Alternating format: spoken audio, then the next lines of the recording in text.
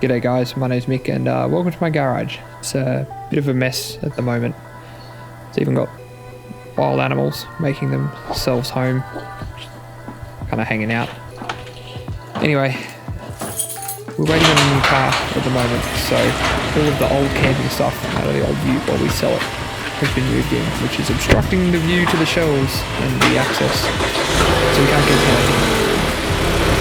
Part of the deal with the new car though is that the rooftop tent that we have isn't going to live on top all the time, so without time to sort out a way to store it. So a bit of digging, a bit of YouTube led me to pretty much the simplest solution. And this is what you're going to need: 4 eye bolts, a pair of ratchet straps, some 2x4s and some corner protectors. The reason we're using the 2x4s is to spread the load over the joists in the roof. They'll hold it easily, but the 2x4s will just help.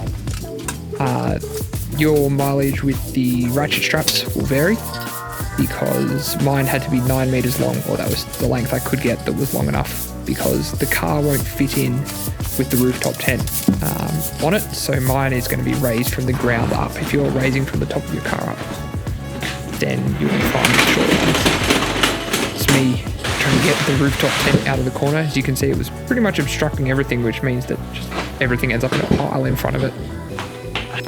It's a 23-0-1400 for reference. It's not a super heavy tent, but it's a decent size. Now I'm just working out where to put it on the roof. I'm busy taking photos and texting my wife, who's trying to get the baby to sleep at the other end of the house before I crawl around in the roof space and wake them up anyway. The important thing to stay away from, obviously, are the electrical fittings, and make sure you're not clashing with the garage door.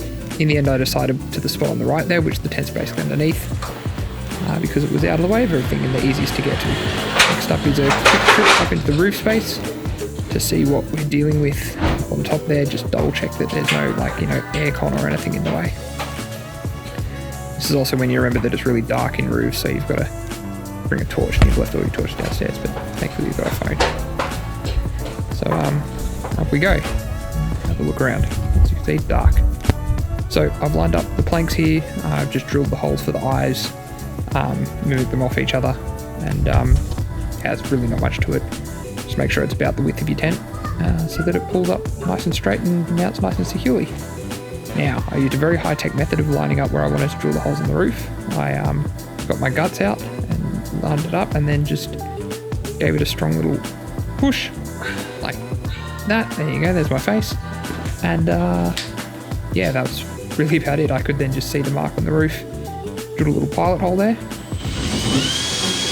I was pretty confident I wasn't near anything. I knew pretty well what the joists were. Here we go again. So for reference, these 2x4s are just over 2 and a bit meters long. They're going to run across the joists, so the load is spread across several roof joists. Then, to make sure everything lines up properly, it's time to clamber up in, drop the eye bolts in reverse and check they drop through the hole, which in this case it does line up nicely.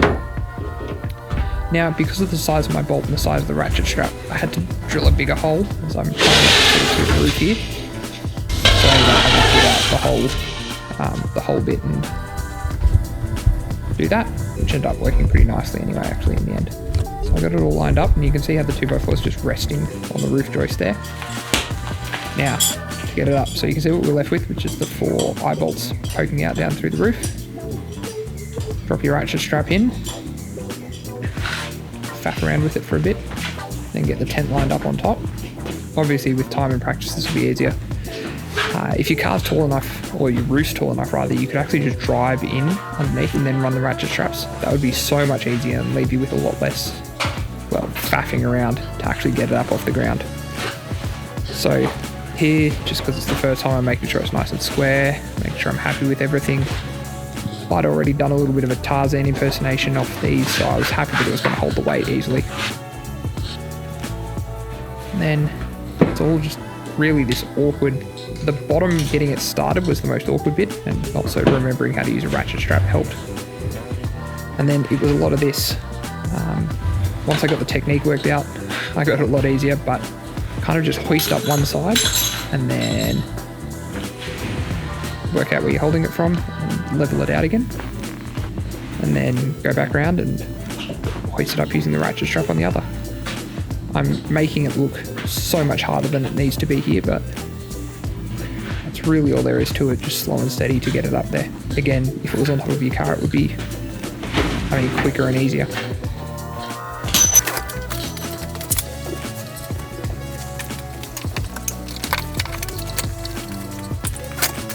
So I do have corner protectors on there, which I thought would be more help than they were. I ended up pulling 2 of them off and only using 2. You can see whereas the camera goes out of focus. This strap had ratchets on there anyway. Had corner protectors on it anyway.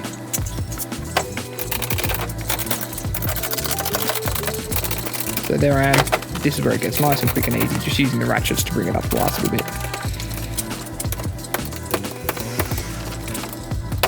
There I'm bringing it down just to level it out a bit.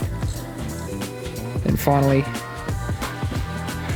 as you can see, there's still a little bit of slack in it. This is where the ratchets end up being, the corner protectors end up being useful. The ratchets sat right on the edge of the tent there, so we were able to just pop it underneath, grab the ratchets, and then snug it up against the roof, and quickly, very neatly and professionally roll up the excess slack in the strap and then pop it up